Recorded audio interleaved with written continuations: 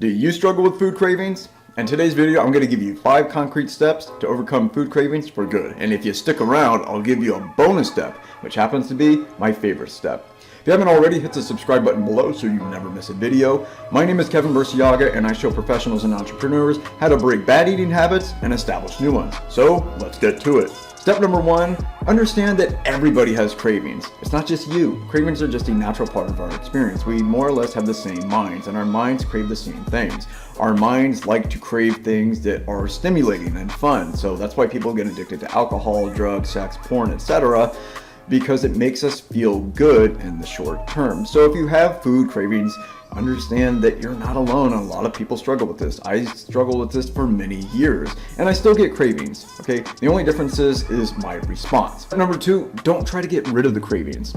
I think a lot of advice out there is wrong. A lot of it says, distract yourself, do something different, call a friend, bubble bath, whatever.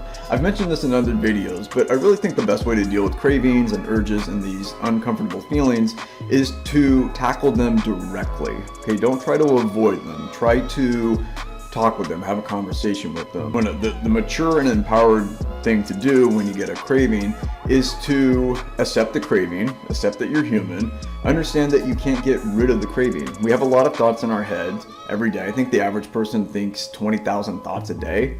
Okay, you can't always control that. You can't always control your stream of consciousness. You just have to accept that you have that craving. Don't try to get rid of it, just accept it. It's like a thunderstorm in the summertime. It's here 1 minute and it's gone the next, and it can't make you do anything that you don't want to do. It's just a thought in your head. Step number 3 is self-analysis. I think this is really important, and it doesn't take a lot of time. Think about your cravings for a minute. Next time you get a craving, sit down for 30 seconds or a minute and just ask yourself, where is this craving coming from? How long have I had this craving? When do I get this craving? What do I get a craving for? What does the craving want? I think it's really important to just analyze the craving, because the next time you get that craving, you can be proactive and you can make a smart and empowered decision.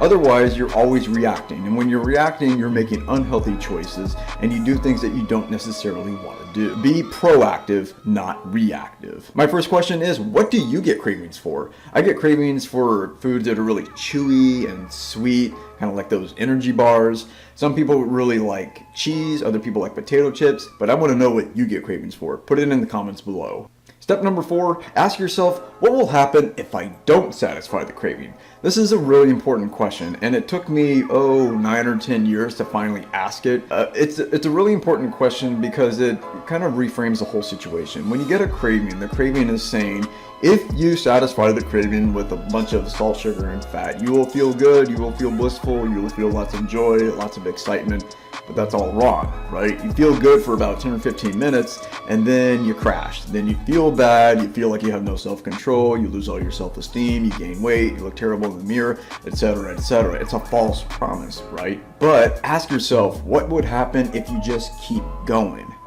And the answer is, from experience, is that you end up feeling better. You feel more empowered, you feel like you're making healthier choices, your waistline shrinks, you look better in the mirror, you feel more confident, you feel like you really have control over your life. Trust me on this one. The next time you get a craving, just keep doing what you're doing. Yes, I know it can be annoying sometimes. It's like a little kid that's screaming, but you can't do anything about that. You just have to accept it. And that's why I say the most important thing you can do when you get an urge or a craving is just to tackle it directly. Now that you've asked that really important question, step number 5 is consider your options. What are your options when you get a craving? Obviously, the most expedient one is to satisfy the craving, right? Have a big bowl of ice cream with chocolate syrup and sprinkles and a cherry on top. That might make you feel good for 10 or 15 minutes, but in the long run, it's a really bad decision, right? So that's probably not our best option. Now, the logical part of our brain knows that, right? But there's that tricky part of our brain that says, eat it, eat it. But we know that there are other options. You can keep going, you can just do what you would typically do if you didn't have that craving. You can try calling a friend or doing something really healthy, but that's not always practical. I think the best thing to do is just accept that craving, keep doing what you need to do, understand that it's going to be here 1 minute and gone the next, and that cravings are just part of the everyday human experience.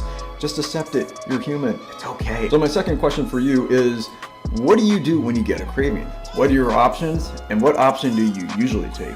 Put that in the comments below. You're still here? Well, I have a bonus step for you. Step number 6, give in once in a while. Yeah, right. Give in. It's okay. Don't feel bad about giving in. If you get a craving for something that's really high in sugar, really high in fat, it's okay to do that once in a while. Moderation is key here. So if you get a craving for, let's say, ice cream or something like that, who doesn't get a craving for ice cream?